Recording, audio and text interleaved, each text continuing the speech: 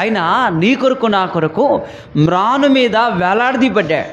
ఆయన సిలువలో వేలాడదీయబడ్డాడు.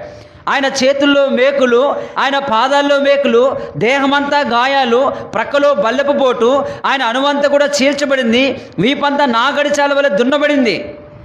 అయితే ఎలా ఆకర్షిస్తాడంటే, మోషే ఇత్తడి సర్పం ఎత్తినప్పుడు ఏ రీతిగా నిదానించి చూచారో, నిదానించి ఇత్తడి సర్పాన్ని గ్రహించారో, అదే రీతిగా దేవుడు కూడా ఆయన వైపు చూడ్డానికి యోగ్యత ఇచ్చారు.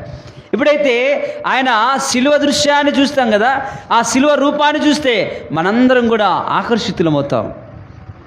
ప్రియా సోదర సోదరి, నేను కూడా ఆయన శిలువ రూపాన్ని చూసి, ఆయన దృశ్యాన్ని చూసి, మన పట్ల చేసిన మూల్యాన్ని చూసి, ఆయన త్యాగాన్ని చూసి ఆయన సన్నిధికి మనం వచ్చాం. అందుకే ఆకర్షితులయ్యాం. యేసుక్రీస్తు వారిని మనం ప్రేమించాం, ఆకర్షితులయ్యాం. అందుకే ఆకర్షించబడ్డాం.